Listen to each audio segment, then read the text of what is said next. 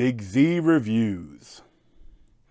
The Book of Boba Fett is the newest Disney Plus Star Wars show, and I enjoyed it, but it's definitely some weird stuff is going on in here. It's definitely strange at times. Why speak of conflict when cooperation can make us all rich? What prevents us all from killing you and taking what we want?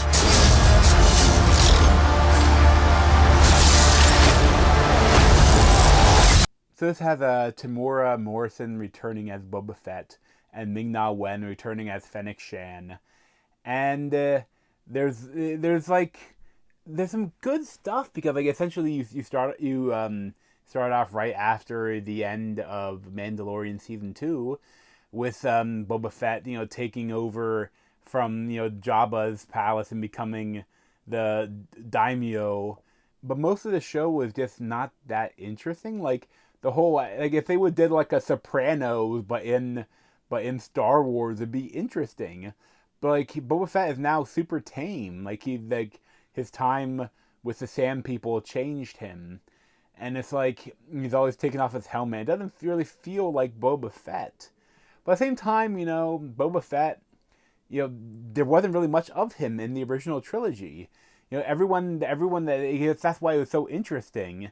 But like everyone that people know about Boba Fett, like all of the ancillary books and stories and stuff, that's all like not non-canon now.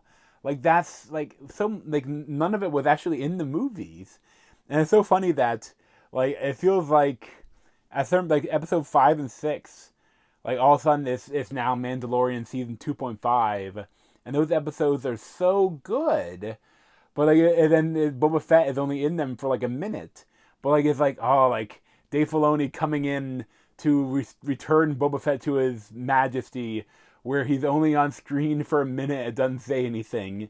It's weird. And there's also a lot of stuff with these people that come in where they're like body modifiers, like they put like droid parts in them, and they don't feel like Star Wars. They feel like cyberpunk. Like even all the color grading and the everything about them doesn't feel like Star Wars. And I understand like some of the stuff, like I mean they're like 60s inspired, 50s inspired like motorcycle bikes, but like they're they probably Lucas will probably love that shit. I mean, look, he put in on Coruscant in the prequels, he put in a 50s inspired diner with an alien running it. So, I mean, he might have loved that kind of shit. But at the same time, it's a little rough. I don't know if that's like Robert Rodriguez or as Favreau. But it was some of the stuff with them is rough. Even though I like the girl, but like, at the same time, so much of it is like, and then they don't even, like this whole, like this kind of like Boba Fett's army, but they don't really do that much. But at the same time, like I like the show, and I like the flashbacks where we get to see, essentially Patton Oswalt, what he described in Parks and Rec. It literally happens in the flashback, but I kind of love that. But then after that, like we get to see a lot more about the Sand People, and it makes like what Anakin did even worse. Like they're not just horrible people; they have a society, and they can be good people. And maybe this tribe is better, but like the tribe that was enslaving and murdering Anakin's mom wasn't a good tribe of Sand People. But I mean, I some interesting stuff. I kept waiting for more flashbacks, like more looks into his character. But I guess that he was just at the Sand People for 5 years, or whatever it was, and they don't want to look at before the original trilogy much. And so it's like, I don't see the point of doing a Boba Fett show. It's like, at a certain point, I'm not sure why they focus solely on Boba Fett. And also, too, please go somewhere other than Tatooine. Like, I know Tatooine is like a classic, part of Star Wars, but there are a lot of other planets in the Star Wars galaxy. what also was interesting with the Mandalorian 2.5 season, the 2 episodes. Like, they get some great stuff, like essentially wrapping up. Some stuff happened in the end of the season 2, where like Grogu or Baby Yoda, he like he's training with Luke, and it's some great stuff. And Luke looks a lot better. It's so cool that the guy that made it look better on YouTube got hired by them to do it, and it looks a lot better. Although the voice is weird, but the voice is still is an amalgamation of. It's not like it's like an AI voice. I hope that though, if they do a Luke show, that they just cast someone as Luke instead of doing all this like weird stuff with making him young, and just cast someone new. Cast a Winter Soldier. He'd be perfect as it.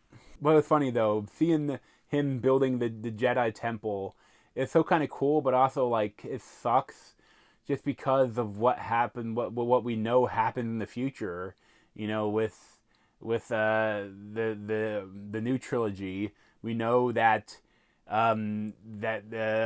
Ben Solo like kills all the new trainees or destroys the temple, and it's like, oh. But like some of that stuff I love so much. I've read a lot of the ancillary Star Wars books. Probably one of my favorite series was like the young adult series called Jedi Academy. I think it was by Kevin J. Anderson. I don't know if he might have wrote it with his wife too or something. I can't remember.